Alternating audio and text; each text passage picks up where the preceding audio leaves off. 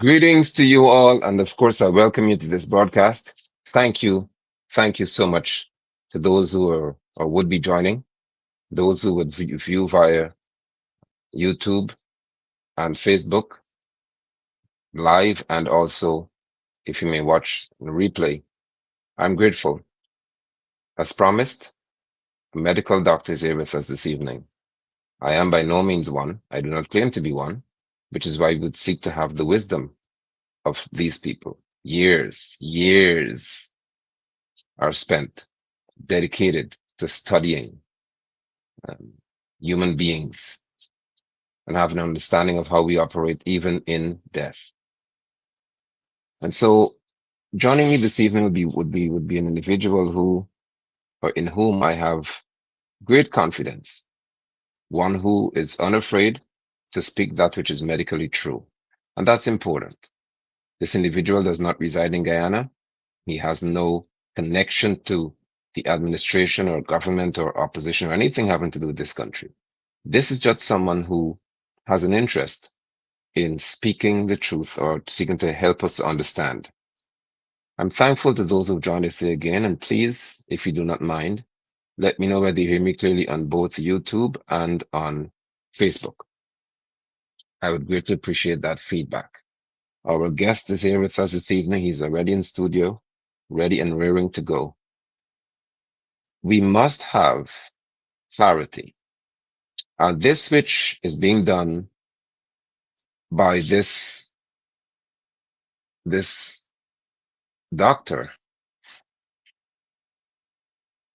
should have been done or should be done by other medical professionals. The reason being, actually, let me turn some comments on so you can see on both platforms. The reason why it's important to have medical professionals speak to us, it helps those who are not so inclined or do not have that understanding or skill in that area to have an understanding of what is really before us. So when I would have seen Adrianna's body positioned in the pool as though she were standing, I was concerned. I was troubled. I greatly questioned the fact that someone can drown in that position in a pool where there's no current. And within 24 hours, the doctor will speak to us about that as well. When you rot, what are the gases that are emitted within your body when decomposition steps in, which would cause bloating, and the trapping of gases under your skin would cause the object of the being to float. But when I observed Adriana's body, her midsection, her neck, and so on, there was no sign of bloating, especially in the midsection. And I became very, very concerned about that. I reached out to this doctor to say, please help us, because Guyanese need answers. People across the world need to know. This has been a global, um, in reference to our awareness, a matter that has reached global proportions. Many people across the world have begun to say they need justice for Adriana. And this has become a very, very significant issue. Hence, I have with me Dr. Leonardo Culmer. One, I say again, who is unafraid to speak that which he knows to be medically sound and accurate. Someone who has absolutely no connection to any political party or administrative, we may call it the government of Guyana. No connection. He is therefore free to speak, as all should be, about this matter. Now, if you do not mind, please tag someone, invite someone, share the broadcast with someone, because they need to be here to hear this evening about that which we speak. Therefore, I shall now present to you Dr. Culmer, Dr. Leonardo Culmer. He would tell us, first of all, about his qualifications, because it's important for us to know that. We need to know in what area is he skilled? How many years did he have been involved in the medical field? Has he ever seen someone who has died Believe me, those questions become important. And so, Dr. Coleman, I must welcome you um, to Guyana Thank virtually. you. Thank you. Thank you. Thank you so much. Thank you for being Um, here. Thank you for being here with us this evening. I don't know if you're going by Apostle London, Pastor London, person Nice. who's looking out for the betterment of the people of the community, London, all of the above. Exactly whatever you're comfortable with, I'm fine with. Yes. Nigel is my name, and I'm your Yeah. brother. Amen. Amen. So, um, well, I'm happy to be here. Thank you for inviting me on.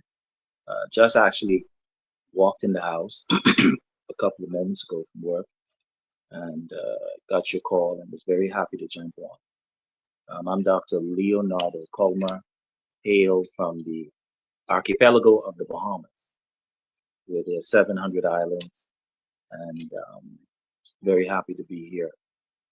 Unfortunately, under such circumstances, I would have wanted to be here under circumstances where we could have actually laughed. But these circumstances are pretty serious and dire. I have been a physician for about 16 to 17 years, medical school, and training in the hospital facilities for a number of years. Had a significant stint in the pediatrics, internal medicine, significant stint, and for the last, I want to say, 10 years or so, working in a number of emergency rooms um, as the lead physician.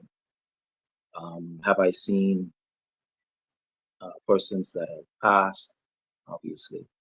Um, Yeah, as a junior doctor, um, we have the dubious distinction of being the second person to see persons that have passed, and the first distinction goes to our brave nurses, who are the ones that's calling us at 1, 2, 3, 4, 5 o'clock in the morning to see patients, and so we get to see them taking their last breaths.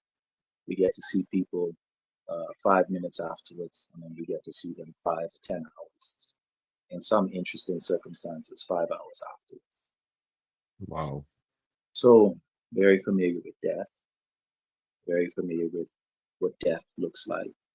Um, I am, as a disclaimer, I'm not a pathologist, but you don't need to be to have basic information about physiology, which is how the body functions.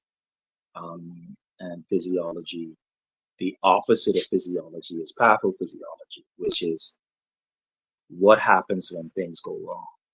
Um, Yeah, I am known as a diagnostician. I'm very detailed uh, with respect to what it is that I do, and patients come to me for that reason because I not only love medicine, but I love people, and so I'm happy to be a part of yeah, this company. yes. Thank you so much. Thank you so much, doctor. And that's important because I asked you whether you've seen anyone who would have died, and biologically speaking, because it will lend itself to this discussion about which we're about to have. Because you spoke to sometimes 5 hours later, you may encounter a patient, probably more than that. Hmm. And that's important because it introduces the concept or the scientific principle of rigor mortis.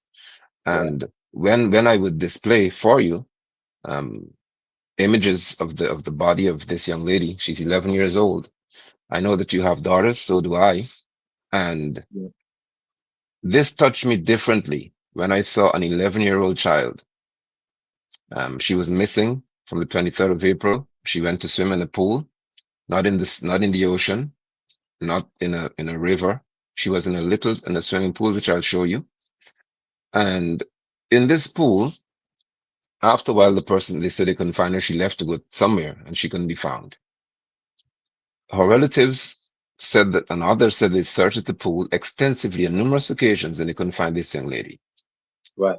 That was the 23rd of April, all night. That's about 1:30, 1:35 in the afternoon.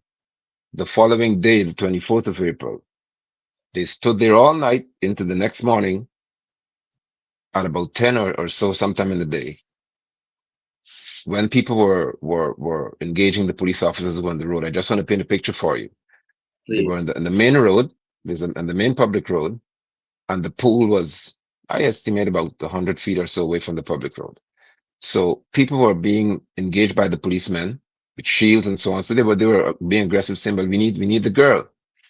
Then a cry rang out, and that cry rang out to say that this girl was found in the pool. Please allow me to show this first video to give you an idea as to what I'm speaking about. This is the first video here. Please pardon the profanity. People were hyper, they were mad, expectedly so. And they're That's not saints, as we call Kodeshim. Okay? Um, Them police girl in the school, boy.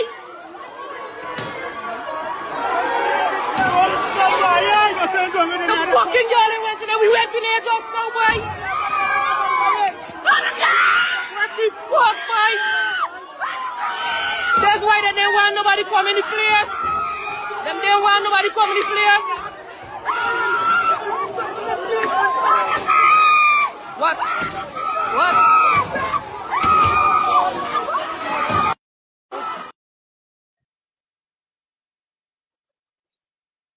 so that's what our experience would have been like. This day, the 24th of April, would be etched in the memory of so many people across the world, especially Guyanese. This is what we saw, and I call her my daughter. This is what we saw happen to our daughter. She's in this position. Now, I want to show you, doctor, when this child, her father dove into the pool because people were stunned. He dove expectantly so, grabbed his daughter and pulled her up, or they pulled her up to the side of the pool. So she was in the water. Then they brought her out. This is what we saw when she got out. Now, I asked you as to whether you'd have seen a patient who would have been died, passed away, as a matter of fact, or dead for an extended period of time. There's something called rigor mortis that steps in. But I looked when I saw the video, when the father, the people pulled her up on the side of the pool, her leg, her knee bent over the decking, the side of the pool. Please speak to that. If someone could have passed away for 20, because she's missing for about 20 hours. The claim that some are making is that this girl was always in this pool. We get to the pathologist in a minute. They said that she was always in the pool, that people have said. Others said, no way. Now, I saw somebody who they claimed to be in the water for 20 hours, but when the father and others, when she got up to the side of the pool, her knees were bent, or they bent. So please help us to understand what happens at rigor mortis, and if this is possible in someone who would have died for 20 hours. what is her name again? Her name is Adrianna. Okay. And Adrianna. her parents are I see it says young. Her parents are Yes, young. Adrianna Young. Correct. Her So father is Adrianna Young. first and foremost, I want to extend my deepest condolences to the parents um, under such circumstances. We are praying for their strength. Um, there are no words.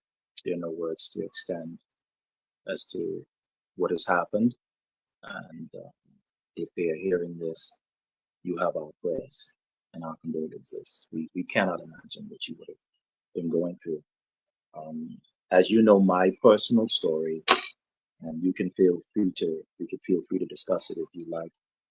Maybe at the end of this, Yes. deeply and intimately, uh, uh, I'd like to say, with tragedy. And so it breaks my heart to see this. Okay, let's put on the scientific hat now. So putting aside everything else that is very emotional for me at this particular moment and for you, let's look at it. The way things work physiologically is there's something in your body called muscles, and the muscles have sarcoplasma, which has calcium. And the sarcoplasma, along with the calcium, um, is powered by the mitochondria.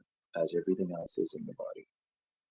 The sarcoplasma calcium, actin, and myosin, which are very small nano subunits or particles of the muscle fibers, the smallest subunits of those muscle fibers, they act in unison to cause what we call cross bridging and the cross bridging and relaxing. So without the mitochondria, the sarcoplasmic reticulum doesn't work. The cross bridging, which allows for um, They're asking for you to contractions. speak up a bit, please. Sorry about that, Doc. They're asking for you to speak up a little bit. Just project a bit more for them. We bring it a You're bit a more. preacher. Yeah. I have a mic on, my voice is very soft. So the cross bridging that Good. That's allows, good. perfect. So I'll just kind of start with the muscle's smallest subunit is made up of something called actin and myosin, and you can look it up, which is powered by the mitochondria. The actin and myosin receives calcium, which controls cross bridging and relaxation to allow contraction and subsequent relaxation of the muscles. If there is no energy available, the mitochondria are no longer producing ATP via oxidative phosphorylation.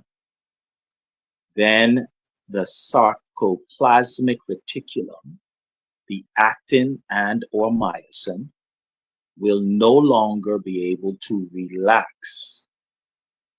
That process, the prevention of relaxation, is the genesis of what we call rigor. Rigor meaning tight, mortis. I hope that made sense. The timeline for that, there are many um, pieces of literature, and we've studied it over the years, but between 4 to 6 hours that occurs. So what's critical here is for us to understand the timeline. Let me say what Good. rigor mortis is. Rigor mortis is where the muscles are not able to relax. As I said, the mitochondria is responsible for causing calcium to be released so that the small subunits of the muscles can cause the cross bridging to relax.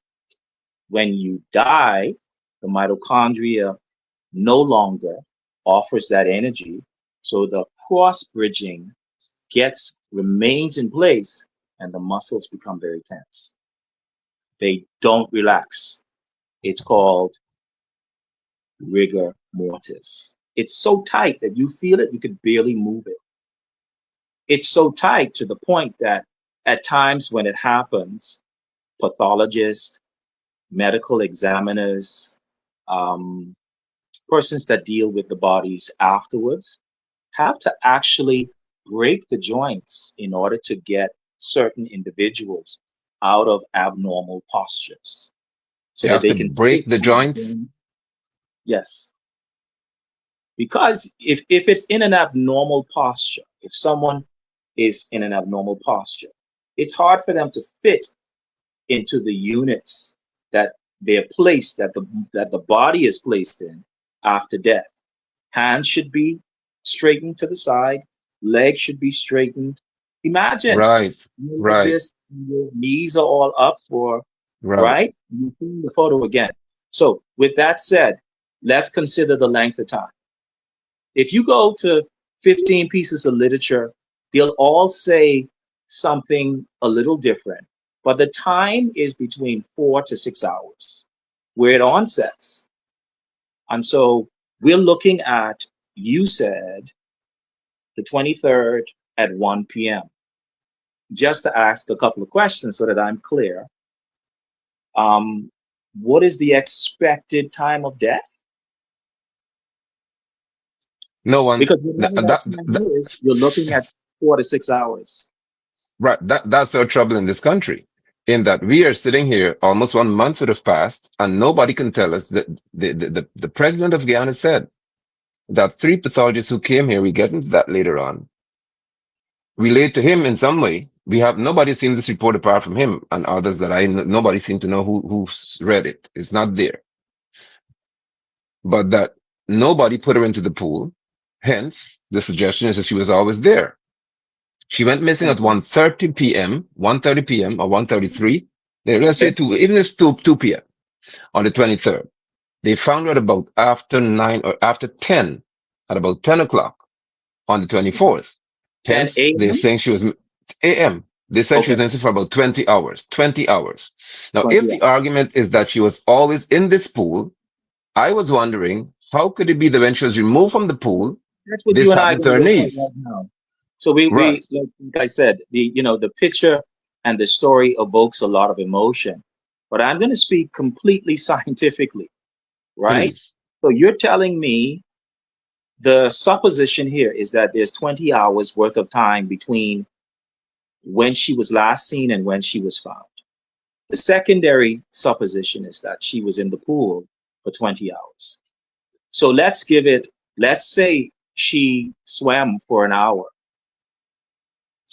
Let's say she was able to hold herself up without getting to the side of the pool. Let's say she kind of swam for an hour. So let's give her 19 hours.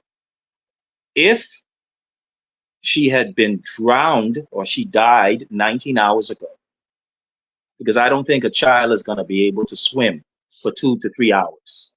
Is that fair enough? Fair enough. Okay. So a child wouldn't be able to swim for 2 to 3 hours.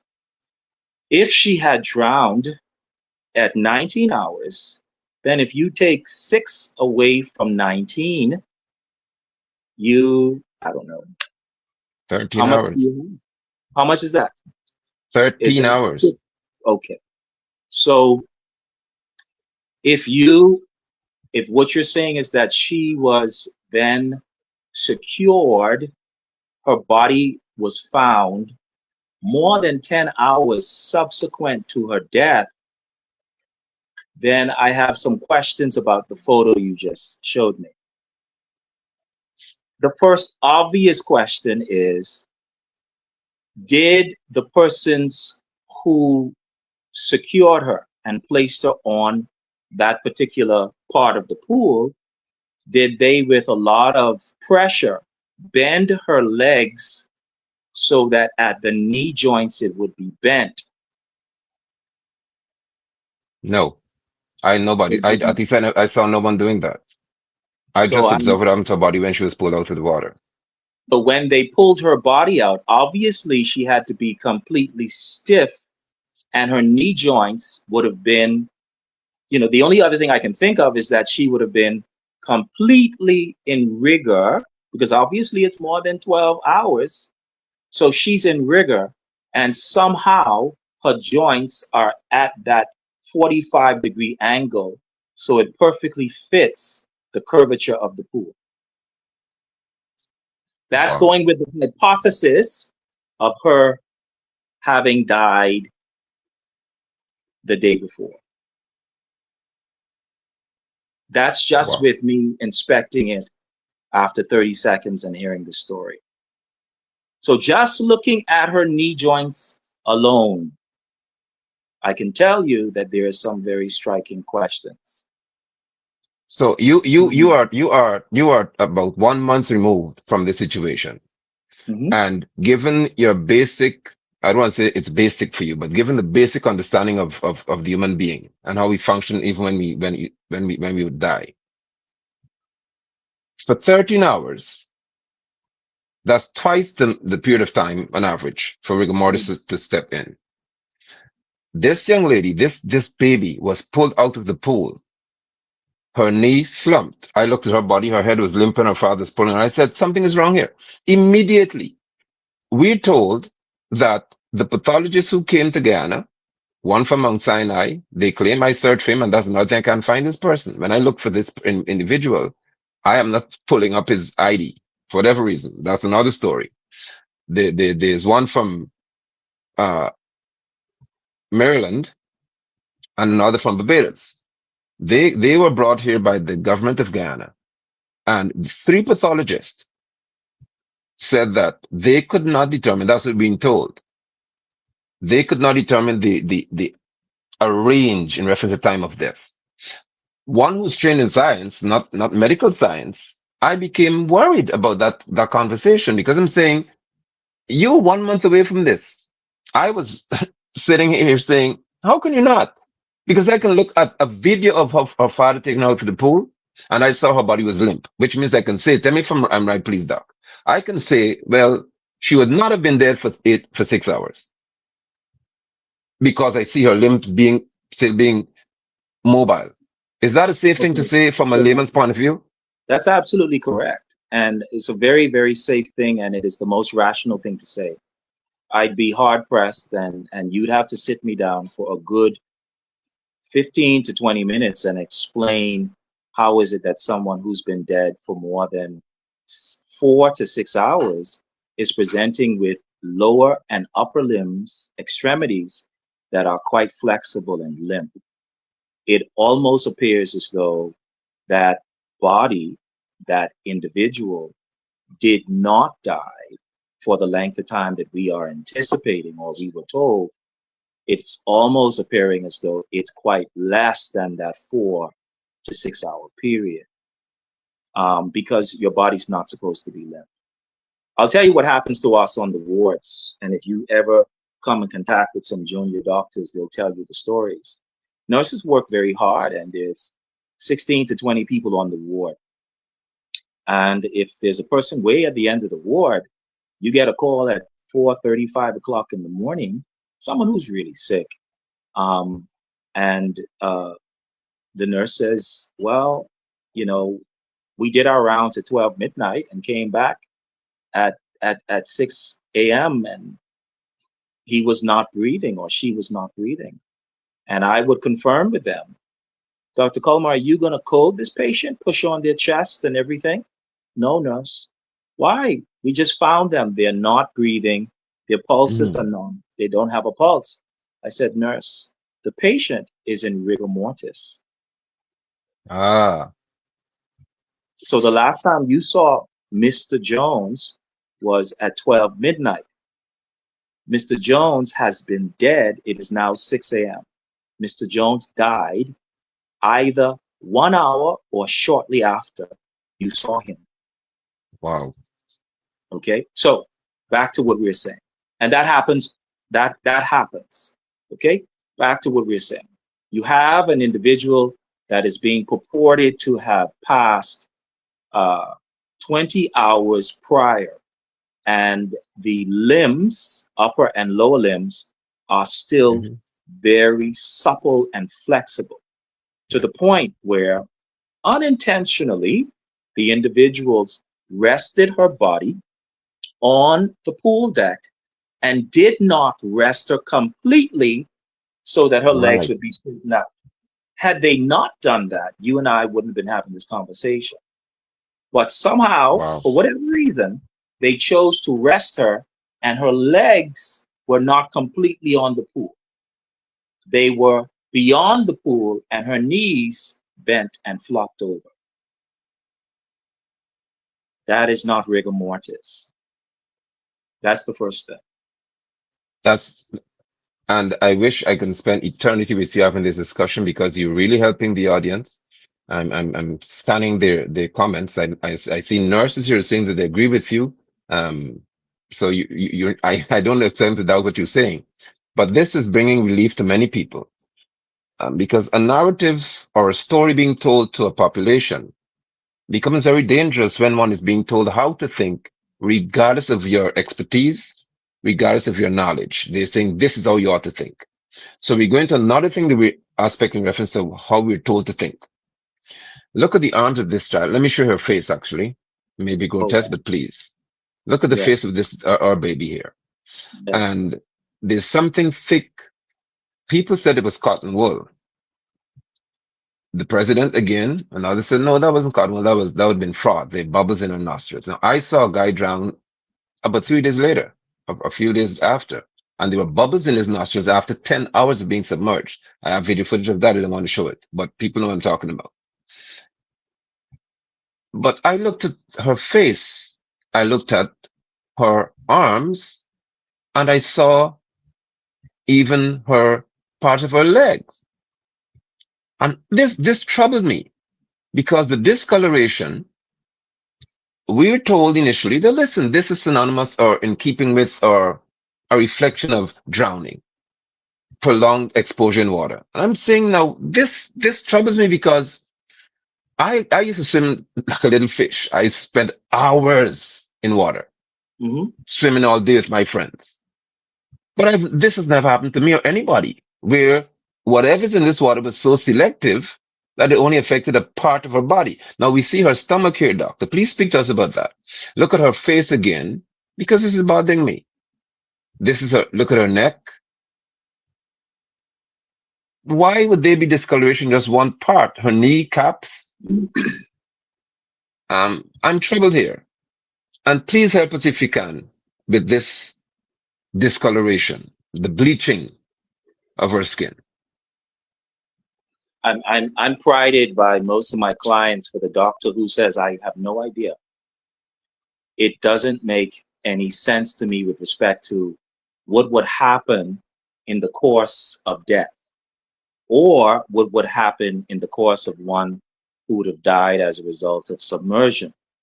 There is a very clear path that occurs as a result of death underwater, or if a person is actually submerged for a long time. Most people on this chat, including you, would know what happens when electrons flow from one area high to low. Yeah. And that's technically what's happening. You have a situation where there's a high concentration of electrons. And if they're flowing from high to low, if you stay in water, albeit salt water, for long periods of time, your hands become, the term they call is wilted, Yes, a right? washerwoman effect. Washerwoman effects. Yeah. So you can stay in the water for 8 to 10 to 12 hours. It causes a washerwoman effect. Am I saying it right? Wilted Correct. washerwoman. That's electrons just flowing from high to low. For that to happen to your skin selectively, in selective areas, in other words, Yeah. it leaves the skin right. So you're showing it. What's puzzling to me, and I'm sorry, I don't have the answers, but I'm just going to throw out some puzzling things here. What's puzzling to me, if you look at her right arm, is that a band around her arm or something? Is that A band, yes, a VIP band. a Just VIP band? forget Okay. have permission to swim in the pool. Okay. Okay. So that discoloration of her skin um, at that arm is selectively on the right arm, right? But it leaves Correct. a long trace, a clear piece of skin in the middle. So I'm not sure why the salt water would take a decision to leave that piece on that And arm. it's not sorry, doc, it's not salt water. She was in the pool. So Forgive this me. is just Salt very clean water, water. pool water. I'm not Right. sure. Why would it leave all the skin on the right thigh? And I can't see her tummy, but I'm not seeing the skin completely removed from her tummy. Why would it leave the skin on her shoulders and her left arm and just remove it from the hand on the left side? Wow. Apologize, I can't see it very, very clearly, but this water, this pool water, seems to be behaving selectively. Wow. I have no answers. I just have questions there. I have no idea why that's behaving that way. It doesn't seem consistent with what would happen. You see, because let's go back to it again. The mitochondria supplies energy to every cell. Correct. So you're not going to have extra energy to the chest, to the pigmentation of the skin cells of the chest, or the thighs, or the left arm over the right arm, in that the energy is gone so that the cells are removed just from this area and that Right. area, but these cells are still full of energy and intact. It doesn't make sense. This is all peeled away, but these are fine. This is fine. And then the face. I'm not sure. It almost looks chemical. I don't know. Is it an asphyxiation? Let me talk about something that I do know because I'm saying too much I don't know. If someone drowns, their lungs is filled with water. Right. And by definition, what happens in drowning is that that water completely covers the residual volume of the lungs, the alveoli. Now, residual volume is something strange. Most people are not aware of it. If you take in a breath and you breathe out, that's a normal breath. If you take in the biggest breath you can and you breathe out as much as you want to breathe out, there's still air left in Yeah. your lungs. That air is called the residual volume. Okay. When the supreme one, the creator, when he created you, he created your alveoli similar to balloon sacs. So if you take a balloon and you try to blow it open, it's going to take a lot of pressure. But as soon as you get a bit of air in it, you'll notice you just have to, and it'll blow right up. The Yes. reason why the alveoli, the air sacs in the lungs behave that way is because they're covered with something called surfactant that keeps them open. Because if they close, you will not Wow. have sufficient amount of oxygen and pressure to push inside of your lungs to open them again. Drowning is where there's so much fluid in the alveoli that it has displaced all the fluid, displaced all of the air. The heart no longer receives the oxygen, and so you suffocate. There are people who they drown on dry land because they have Right. heart failure or lung failure. They drown on dry land. So if Wow. you drowned, fluid, air, bubbles, froth actually comes up and it comes through the nose, through the mouth for somebody that would have, an individual that would have drowned. I don't know if you guys saw that when she was originally taken out of the water. Is This is that what we saw. I can't really see it well, to be quite honest, but I'm assuming that that is not bubbles, that's not water. I'm not sure what that No. is. People started shouting it was cotton wool. I'm speaking Cotton. to just what we heard on the videos because I wasn't there in person. So I'm just speaking from what I heard people say. They were saying this is cotton wool. They have cotton wool stuffed in their nose. That troubled me because, as I said, a few days after this, a man drowned. I went to see him. His family requested that I would do videos and so on, for them to have evidence of what happened. And I saw when they took the man out of the pool, after 10 hours, he was like a brick, extremely stiff, first thing. Secondly, there were bubbles still coming out of his nostrils. Wow. Bubbles, you saw So bubbles bubbling. This is not what we saw with this girl. There was just this thick white stuff and it cannot be found today. I don't know where it went. It just disappeared. well, I will tell you, her face looks as though it has had some sort of chemical peel. It's either that or there has been some sort of asphyxiation where we know drowning causes a decrease in oxygen, but understand what I'm saying. Okay. Um, some sort of chemical, or she did not get oxygen, and for whatever reason, it affected just this part of the face. I can't see that at the other side. Right. But Wow. and if you look up at the top of the head, there is what appears to be either skin or hematoma like presentation. What is that? Is that her skin right up over her right eye, or is that a hyperpigmentation? Is that her skin? Yeah. It seems to be her skin, and then in the center of her forehead, there's Uh-huh. another area of discoloration. So the two areas in front here, the lobes in front here, they seem to be the color of her skin, Okay. and then there's discoloration in the center and to the side. This whatever it is very selective, as you've said. It's extremely selective based on my observation.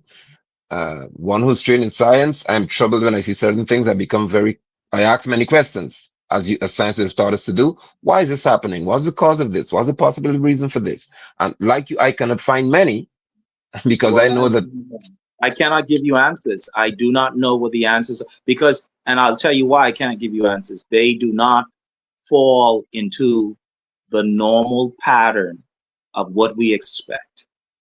And wow, why do we know the normal pattern? Because we know what death looks like. We've studied it. We know what the body does.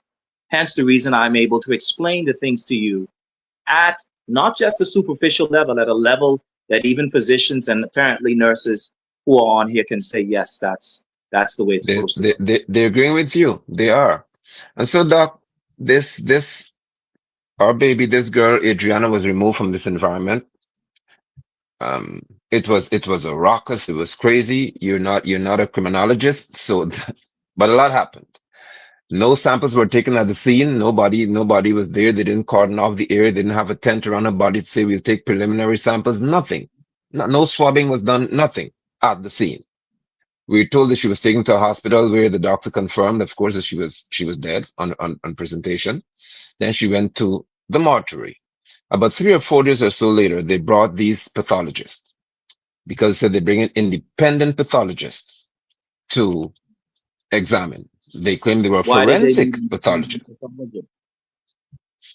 because they wanted to say that many people don't trust the state or the agencies of the state here because many things can happen in our country, have happened. What should be routine became very unusual.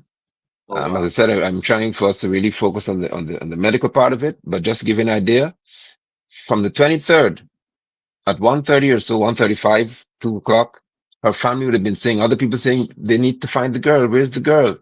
Policemen were standing in front of a door of this hotel because the police of the hotel saying nobody is allowed to really go and search freely for the girl who they said she's in there. We got a story from the police that they have a video of the girl leaving in a car with some man. Her father thankfully said, and her mother said, we're not leaving. We're not going anywhere. Show us the video right here, right now. And this is an assistant commissioner of police saying that to the girl's mother. Go home. It's all right. We have a video of her. The lady said, I'm not going anywhere to sleep. You cannot tell me go home and I can't find my child. That's the reality we face. So there are many suspicions that would have arisen out of this situation. When the girl was found, when Adrianna was found, after we found Adrianna, they said, you know what? We don't trust y'all. So the government, the administration trying to appease, say, okay, we're going to bring 3 independent pathologists. First of all, the president recommended 1.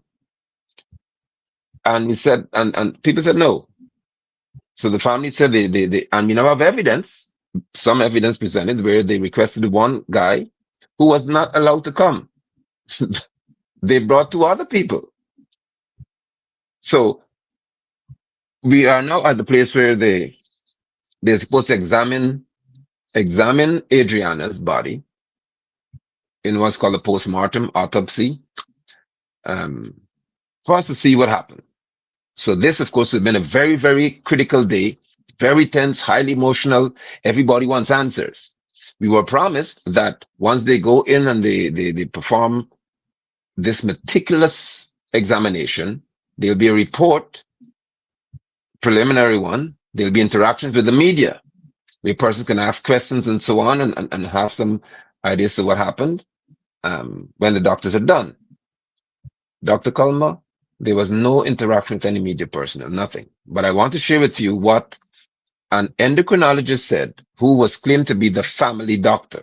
So there are 4 of them, there are 3 pathologists, and there's 1 who was there to observe. According to what we found out, what they said, he represents the family's interest. Please listen to what this guy said.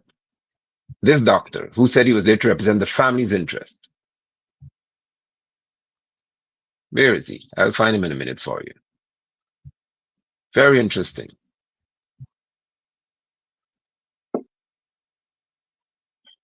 I hope I don't click on the top on the wrong video, but I'm trying to find it. First, let me play what the president. Let me play what the doctor said. Here's it.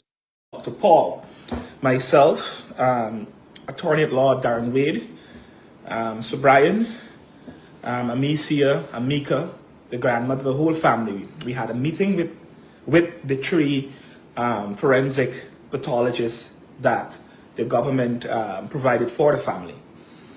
Now, the moment I walked into that meeting, like I continue to share my views that before even going to the meeting, I knew, like many others, that this young lady was drowned, right? Somebody drowned her, or the cause of death was drowning. We knew this. The moment the pathologists, they were talking, I interrupted them. Again, the family members can attest to this. Mr. Wade can attest to this also. I said, listen, I need you guys to do two things for me. The first thing you're going to help us with, this is what I want you guys to do, to determine time of death. Now, because of the time, rigor mortis and all these things, they are actually have got no value after so many days. I asked them if they can tell us time of death, not time of death in terms of the hour. If they can tell me if she died the afternoon, the night, or the following morning. I made that quite clear. The doctors informed me that based on the time, it's a bit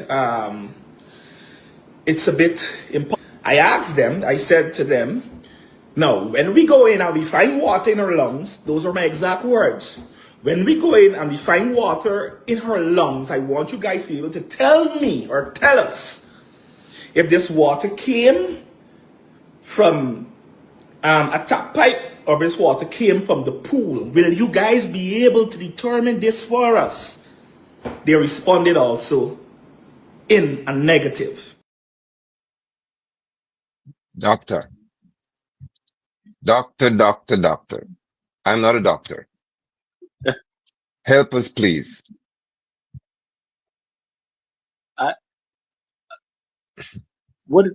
I don't understand what he said. I think he said, and I tend to write notes because I'm slower than the average bear. It sounded as though he said, the moment I walked in, I knew, or we knew, that We she agree. drowned. Correct. We are correct. Yeah, that's what he said. So medicine isn't a science of consensus. I know we all Wow. think it is. I know we all think it is. Wow. And Tony Fauci has done an excellent job of making us believe that it is. Medicine is not a science of consensus. The reason why most of us get into medicine is that it speaks independently. And it doesn't work because you say it works. It is because it is. There's no physician that's going to be able to say how she died without looking at her, examining her, and having an ME to fully examine her. That's not done. So I think there probably is a part of that clip that's missing. He may have had some additional information, and No, he said that before they went in, they had a meeting because he was speaking to the press prior, and he said, we're going to have a meeting now and we'll get back to you. This doctor said maybe that he had a before meeting they with went in, the Did he medical have a meeting examiners, with the forensic pathologists, and they yeah, decided? he spoke with them before the autopsy was done, before they got in there to open the Adrianna. They had this conversation and they all agreed. I'm They troubled. agreed. I'm bothered. I am perplexed. I cannot fathom that I heard that. But I said maybe as a doctor you can help us to understand and rationalize what he's saying. I really wish. Why do an autopsy then if you can agree beforehand that this is what happened to the person? I really wish I could, and I honestly I feel terrible because it seems to me all I'm saying to you tonight is I don't know. I honestly don't know. I can't tell you how he could make a diagnosis of and then agree on it. Like we agreed. With what evidence? That's the question. What is the evidence Oh, that he's bringing okay. forth? So here it is. Because I'm working with your brain now, the way you function. If I see this and I say, well, we agree that she drowned, I would have asked the question. No, we can't agree because I don't see her body bloating. She was found in a pool, floating in a standing position. Within 24 hours, it takes 1 day to 3 days, 24 to 72 hours for someone to rise surface in a pool. This person is floating within 20 hours, so something is wrong. Again, basic questions could have been asked. I Everything is can't agree with inconsistent. that. There's just too many inconsistencies. Okay. So I'm going to need you to take a piece of paper and write on the piece of paper greater than 24 hours, greater than 6 hours, and less than 6 hours. Because that's the only way this is going to be understood. It's going to become very confusing. And I'm going to riddle off a couple of things. And then maybe you can help answer the questions for me because I'm lost. So if Wow. it's greater than 6 hours, rigor mortis more than likely is going to set in place. Hmm. Beyond 4 to 6 hours, what happens is the normal flora, that is the biome on the skin, the bacteria and the viruses that are on the skin, that are in the intestines, they wreak havoc. And even for someone that is submerged, they multiply and they release methane gases and all sorts of different gases that under normal circumstances, your body would not allow them to do it uncontrolled. Mm. But because of the fact Wow. that the body no longer has the ability to protect itself, the immune system has ceased to operate because the mitochondria are dead, because the blood no longer is flowing, the heart has stopped, the brain is no longer sending instructions, the nerves are no longer sending instructions. Those bacteria go on auto drive. They release a significant amount of gases. And as a result of that, after 6 to 8 to 10 hours, the body itself begins to self digest, becomes putrefied. It Ah, starts to have smells and odors and it develops air. And I think I heard you saying something in the beginning. yes. So it is those Bloating. Yeah. air, that air that causes the body that has a higher density than water, that by the way, to resubmerge to the top. So if it is well beyond 6 to 12 hours, there should have been a significant amount of gases that would have caused her to resubmerge. That is actually something that is logical and very scientific. Okay. The next thing is if it is, in fact, beyond 6 hours, we discussed this at length, there should be rigor mortis. Yeah. If it is not beyond 4 to 6 hours, the body is going to be quite flexible. If you are saying that the gentleman that died several days afterwards had only been in the pool or the water for 10 hours, but you're saying that he was in rigor, it's proof Yeah. positive. Yeah. It's proof of concept. And we don't need proof. This is clear, well documented. Any doctor worth his salt can tell you that this is what happens. So let's talk to making a diagnosis without examining a patient. It's not done. We don't make diagnoses on consensus. Now we hear information and we can make inferences based on some information. But any doctor worth his salt is going to have the evidence. If there's no evidence that of what you purport to say, you're not going to say it. The evidence would come from the medical examiner. The evidence would come from the photos. The evidence would come from him seeing the patient and examining the patient himself. The evidence would come from labs, from tissue samples, and things of that Right. nature. Right. Right. For him to say that, because if he has to sign his John Hancock on a document and say cause of death is drowning, that puts him at medical legal risk. Oh. How did he know she drowned? Because everything that we're seeing is causing us to ask questions. How could he say, and that's why I'm saying to you, a part of it must have been cut, because it sounds like he's saying we came to a consensus and agreed that she drowned.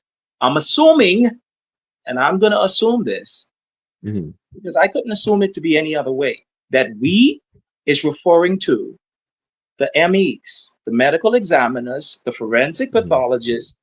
He and those individuals got together and decided based on the sample of the tissue, the lung examination, No, everything else that they. no, brother. No, they didn't touch the girl before they went in. They did not lay a finger account. Let me see if I misheard what he said. I hear very well. I don't miss things so easily. Let's go again. Let's see. To Paul, myself, attorney at law Darren Wade, so Brian, Amicia, Amika, the grandmother, the whole family. We had a meeting with the three forensic pathologists that the government provided for the family. Now, the moment I walked into that meeting, like I continue to share my views that before even going to the meeting, I knew, like many others, that this young lady was drowned, right? Somebody drowned her, or she, cause of death was drowning. We knew this. The moment the pathologists, they were talking, I interrupted them. Again, the family members can attest to this. Mr. Wade can attest to this also. I said, listen, I need you guys to do two things for me. The first thing you're going to help us with, this is what I want you guys to do, to determine time of death. Now, because of the time, rigor mortis and all these things, they're actually have got no value after so many days. I asked them if they can tell us time of death, not time of death in terms of the hour.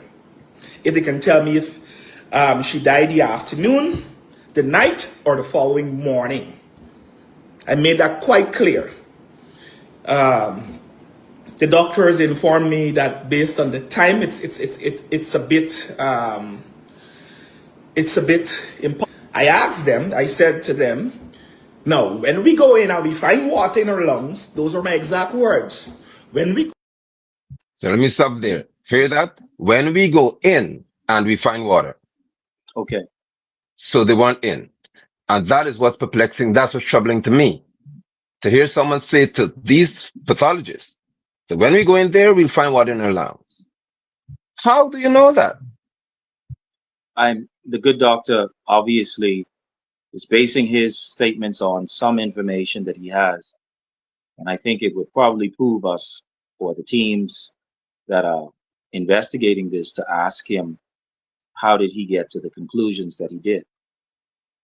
Because Wow. obviously I'm not sure. The other thing is that if she drowned, when did she drown? When did she drown? Clearly, she had not gone into rigor mortis, despite what he's saying about rigor mortis and something of that Can, nature. can you see this, doc? I can see that. That's a Okay. pool. A video was sent to me. I want to play it for you. That's when her father was taken out of the water. So I'll play this for you. Okay. Okay? I'll play the video. I'll solo. I'll put myself on the screen so that the viewers can see this. Sure. Okay. Let me play the video for you.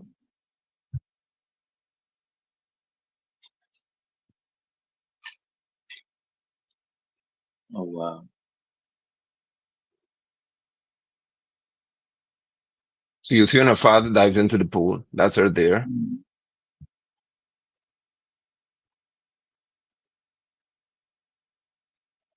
Oh, my.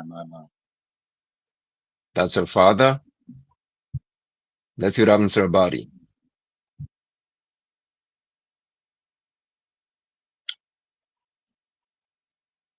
Look at her head.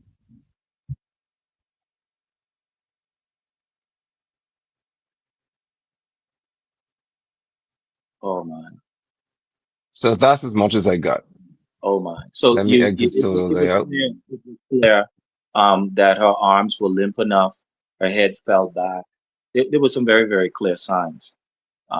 So, when did she drown? if she drowned. Let's go with that hypothesis. She drowned. And he said either she drowned or someone um, hurt her and they killed her. When did she drown? Because I was writing some of the things you said. The last time she was seen as was at the 23rd at 10:30 uh, At 1:30 in the afternoon. Yeah, just p.m. about.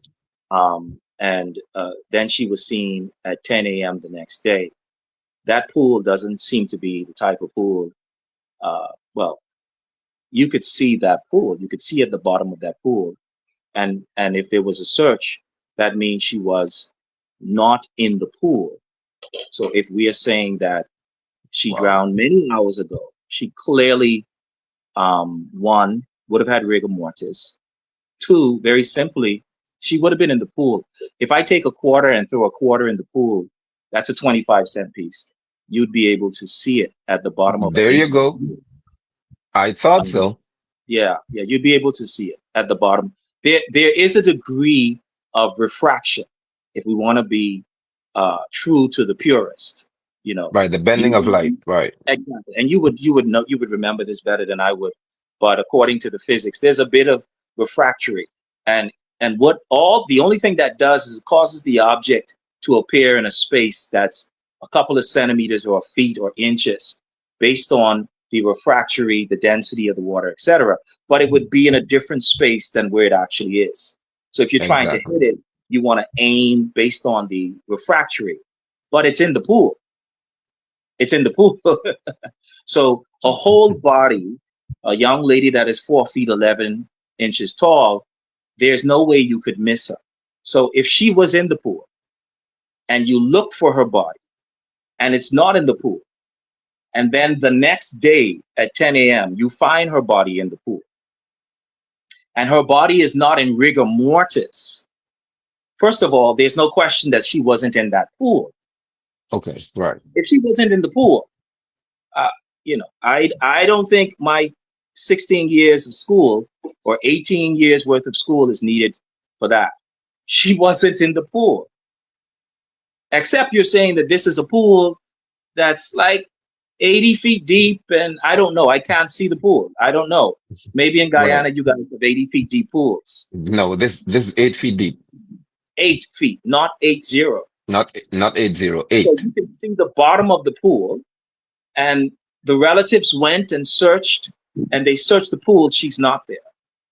And I don't know if I misunderstood you, but they were restricted with access at some point, which At is some kind of point. interesting. Yeah.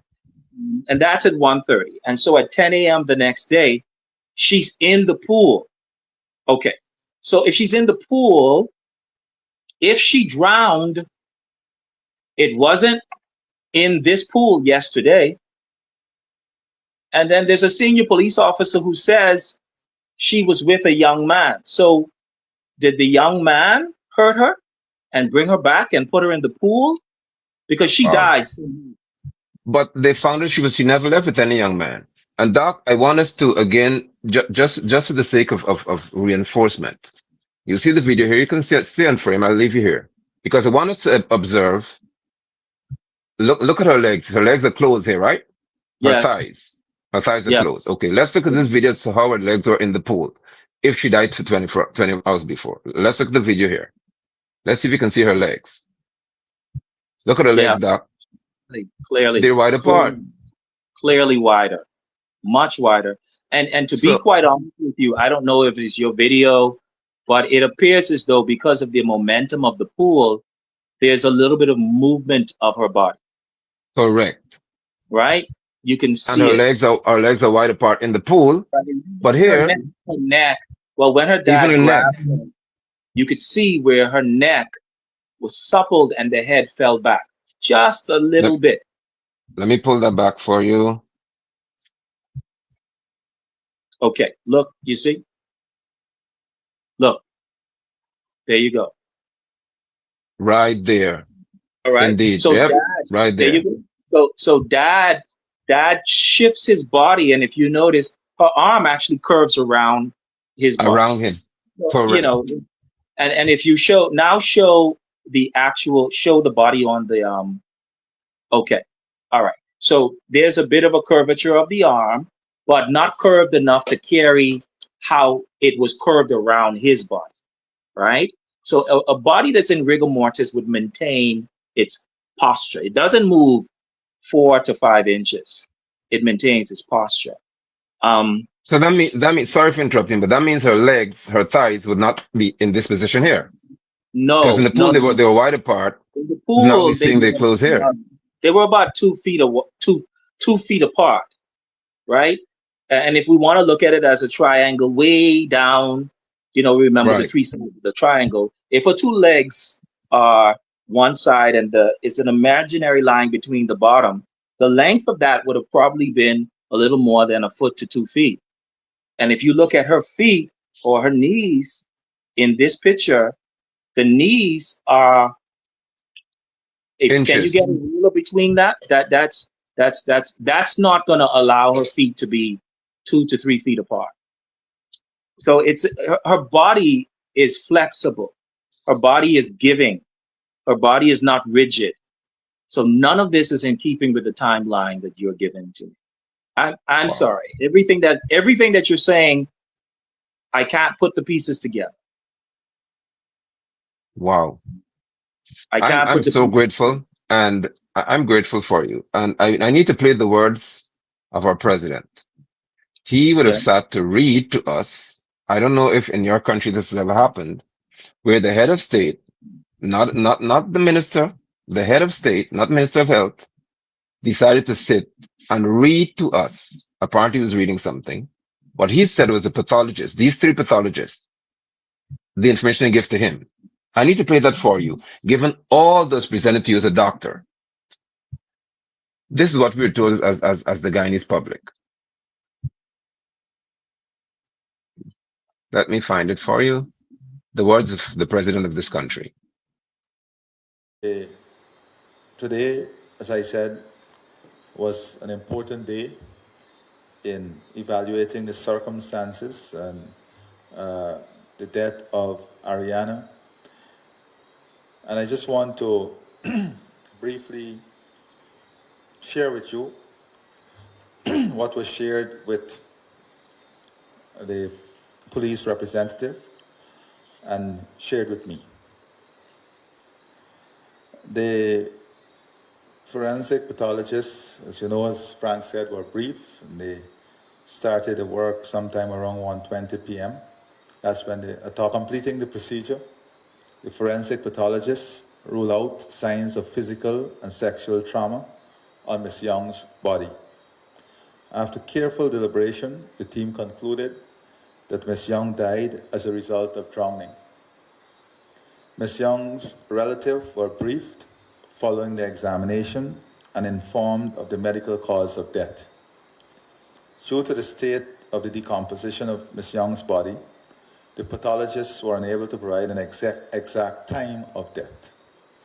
The relatives were also informed that the pathologists ruled out theories of forcible drowning or any other means of killing, followed by disposal of the body in water. So that was what. The words of the president of Guyana, that the pathologists, these pathologists ruled out that she was put in the pool. How do you do that as a doctor? Please help me to understand it. I'm not a doctor. But I mean, you may know pathologists. You may have friends or colleagues who are. Given all that I've presented to you, can you tell us as Guyanese and other nationalities who are watching this broadcast, how do we even try to make sense of what we just heard? So if we are saying that she was drowned, then that means she would have drowned 20 hours ago. You have an individual that drowned 20 hours ago. Let's assume that everybody missed her. She was in the pool and no one saw her. Let's assume that. Because you're asking me questions that I can't actually help with, and I'm having to make great leaps I in order to understand. put them together. If she drowned 20 hours ago, and for whatever reason, the individuals who went to search for her in the pool weren't able to see her.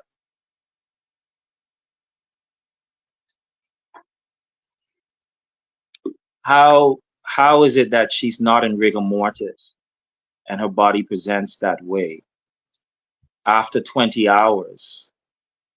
And after 20 hours, there isn't, with all due deference to the president, the pathologist made a report of decomposition. There is, but not to the extent where the decomposition after 20, it's not been 24 hours. The decomposition wouldn't be so severe that the cellular integrity wouldn't be intact.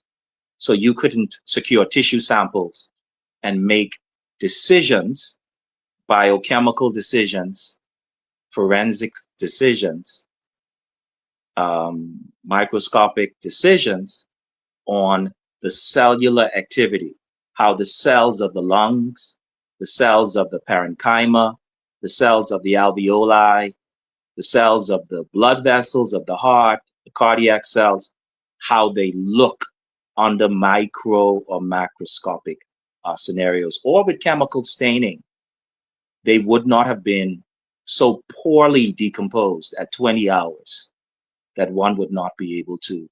But they did the autopsy, I think 3 days later, three or 4 days afterwards. But she would have been Oh, stored.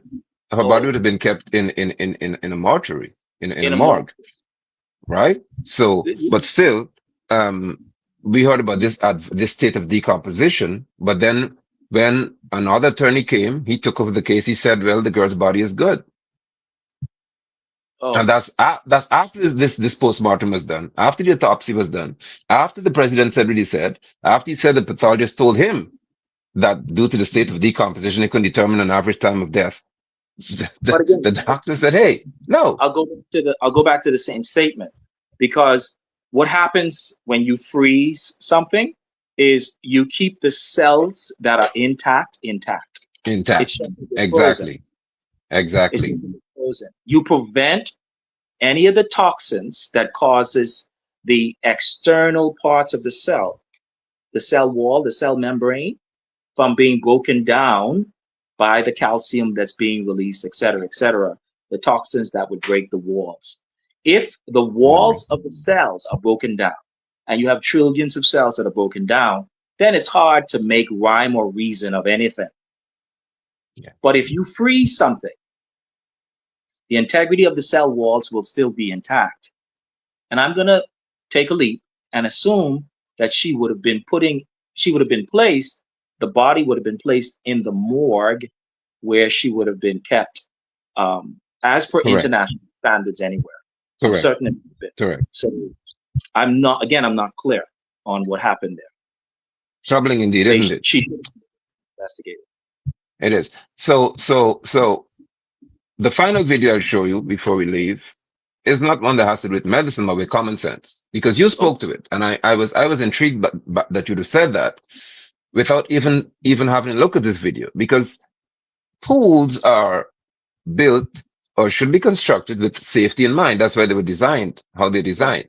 So they're blue normally, but they have clear water in them to mimic real world, like the sky. So it's easy to see a bird across the sky. Let me play this video for you.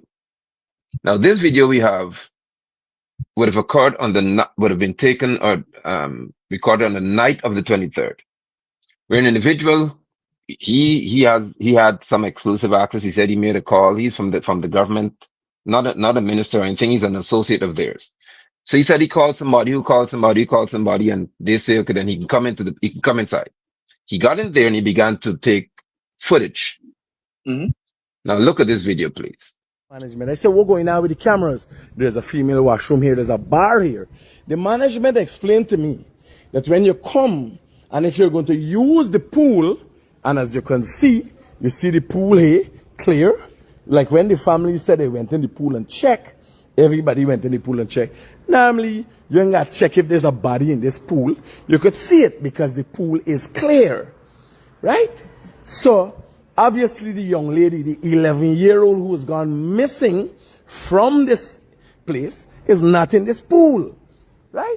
So I walking around, I look in, I talk to management before I talk to the mother and the father to make sure I have an inclusive story. Everybody knows what's going on, why it's going on, and so on, right? So you got the pool here.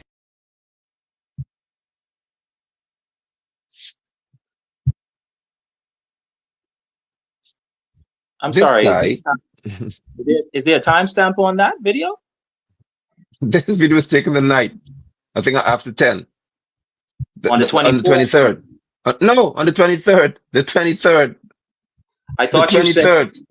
no. I thought you said the last sighting was the 23rd at 1:30 p.m. Right. So she was swimming with her family in the afternoon, early in the day. Right. At about 1:30, 1:35 or so, they couldn't find her. She got out of the pool. She went apparently to the restroom or somewhere, and she never returned. So an alarm was raised later on, and the grandmother said, okay, then where's this girl? People said, okay, automatically just check the pool. So they were searching the pool. There was someone who was teaching some people to swim. They were diving in the pool and all that. Nobody found this girl. So a rocket started. People started becoming upset and saying they need to find the girl. And night came. The night came. There was still an issue, a standoff with the police and the father, community members, and so on. It was a crowd, and people started getting agitated. This fellow who you heard here, he's one who would interview the president, interview a guy who's known as a vice president, one of the vice presidents, and so on. And he got access. So he went in there to show us that the girl is not in the pool. That's on the 23rd now. He went to say, listen, the girl is not here. The next morning is when the girl would have been found at 10 or so, because people searched the pool. Even that the 24th, they searched it again, and she wasn't there. Dr. Coleman, would you believe that this same individual who you just heard in that video is now saying that the pool was cloudy?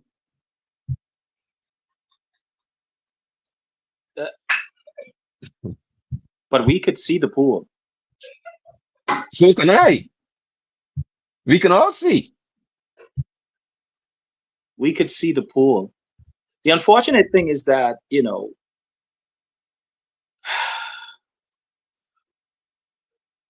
boy, it's a lot of holes and inconsistencies. These things are supposed to make sense.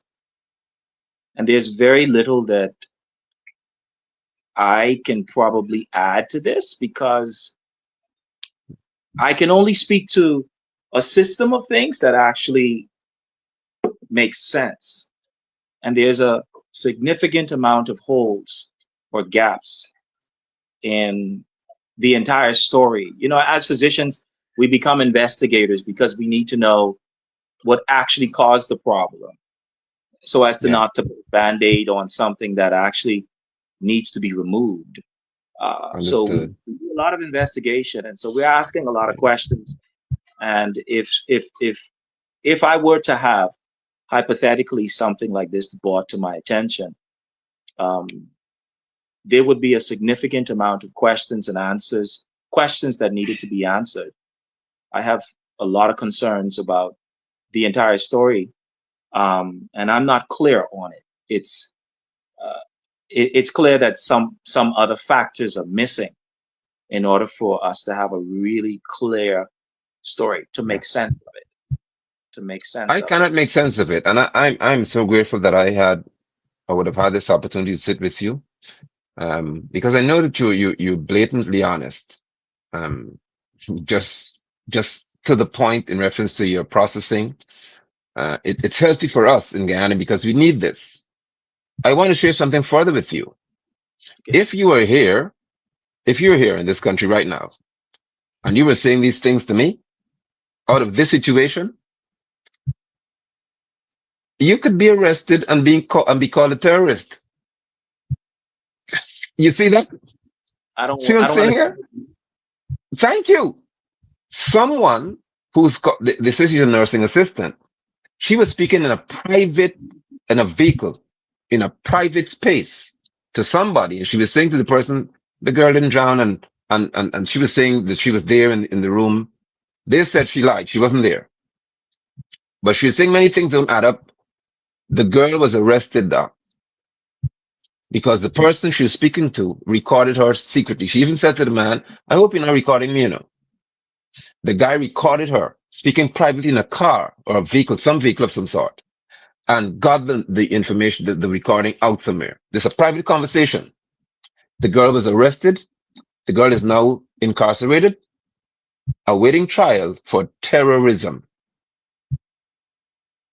Are we talking about the same thing? Am I The misunderstanding what same you're thing. No, you're not. The same thing. I could be called a terrorist tomorrow morning because of this Adrianna Younge situation. This is the Caribbean. This is supposed to be a country where freedom of speech is afforded to all Guyanese. This is a country in which you are free according to law to even express a thought. But in this case, you can't even say it privately, or you're deemed a terrorist. That's I want the audience to notice Dr. Kalma's expression. Please take note of his expression because he's from the Caribbean, studied in the US, but he cannot relate to what I'm saying. I know I don't understand what you're saying. It sounds as though you're talking about thought police, statement police. You can't articulate a thought. No, that is contrary to what they said. That is contrary to what a certain group of people have framed as the narrative. Yes, correct. Which is why you're here. That's why I have you here. Because doctors in our country Right. cannot do what you've done at this time for Or fear of being arrested and being called terrorists,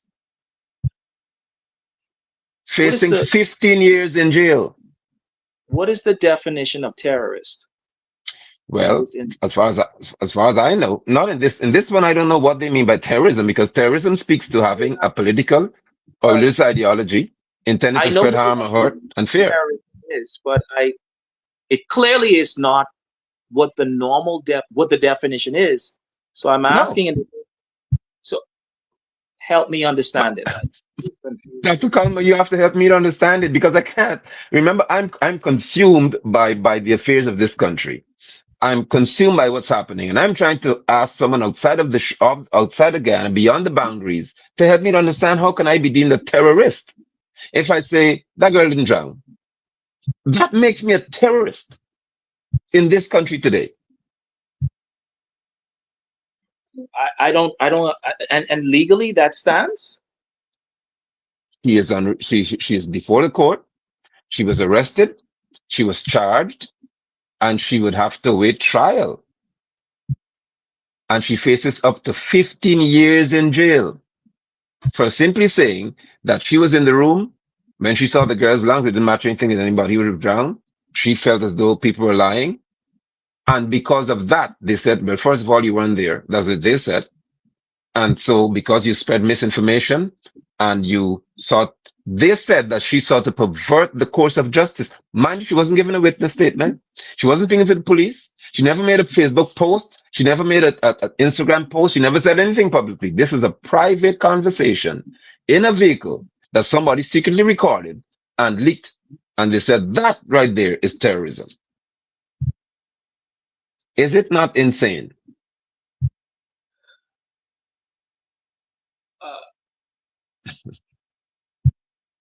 Believe me, I can understand. I can understand the perplexity which is exhibited on your face. I can surely understand it because I'm equally perplexed. I am. And she has 4 children, 2 siblings. Her mother and father passed away. One is 13, I think the other 11. She has a suckling 1-year-old. And this mother is in jail for speaking privately and being recorded unknowingly. Just for having another thought that synchronizes with yours. That is the reality of your sister CARICOM nation called Guyana, the Cooperative Republic of Guyana. That is our reality here for this one little girl Adrianna situation. This one little girl situation has become that serious. So what is happening? I mean, I'm not even a doctor anymore. I'm completely. It, that's draconian. It is. I'm not. I'm not even being funny. I mean, like, what are you saying to me? It sounds like you're describing the Communist Republic of China. Thank you. Or North Korea. North Korea better because it, is it North or South Korea? It's North Korea, North, correct? North, no, no, North, yes. North. Kim Jong-il and Kim Yes. Jong-un. That's what we're dealing with here. So if we're looking at the facts, and the facts as they know them is what they would have relayed to you. You see, because truth doesn't require anybody to support it. No. Truth That's doesn't good. require support. No. And most people don't know that. Whenever a group of individuals or an individual is attempting to manipulate and control the narrative, one of the only things that they have is to say what they say, to say it loudly, repeat it, and drum out any other noise. Yeah. Truth doesn't require support. And so if it is the truth, it will stand. If there's an attempt to drum out, like an attempt almost legally, which is confusing to me, that that lends to a significant amount of questions. What is going on? There you go. So as a doctor, given the way you process, you'd automatically begin to think, now what else is behind this? Why are people be so serious about or going to that extent to imprison someone for simply having a private conversation about a matter that a view they're expressing, even if it's an absolute lie, it's a private conversation, even if it's public. And I say, What listen, I don't think the girl was drowned. So what? what I'm saying exactly. What I'm saying is, in the absence of any definitive answers, even if what she's saying is a lie, it won't stand. So there is no support. There is no. I could not imagine what the Guyanese community benefits from only having a singular narrative when it is absolutely unclear as to what would have happened. Absolutely, equivocally unclear. It is. So, That's so California. I know you had a long day, and I'm certainly grateful for your spending the time with us here. But you may read the news tomorrow that I've been arrested and charged with terrorism. It's I have to laugh because it's that stupid. It is absolutely idiotic. You know, I remember this. This reminds me of what they call the COVID time. I remember that Yeah, you couldn't say anything, or you could lose license, you could lose this, you could lose your job, you could lose. Oh my God! I did. This one situation is reminding me of this. This one right here, where people I were did. doctors were threatened, say Yeah, this or else. yeah. Yeah. I was amongst the choir. Wow. I was Say amongst the this or choir. else. I'm on an island where, I shouldn't do this because this is not how the scripture tells us to operate. But the truth is the truth. I'm on an island that is probably of all 700 islands, the singular island where COVID hit, where there was not one singular death. There was not one singular person. Wow. Um, there was not one singular person on the island that became sick and had to fly out to the mainland for care. Wow. And and those are, and frankly, it's because of the fact that we put a lot of time and research into preparing ourselves to care for our Yeah. COVID patients. So Yeah. no one we saw died. No one. Matter of fact, statistically speaking, within 3 days, within 2 days of starting care, 95% of our clients completely resolved, and did. Wow. However, Wow. we did experience some of the things that you're speaking about and have the documents to prove it. But you know, like I said, the Yeah. truth doesn't require anybody to support it. I'm going to be on the No. side of truth. I'm so grateful for you, doctor.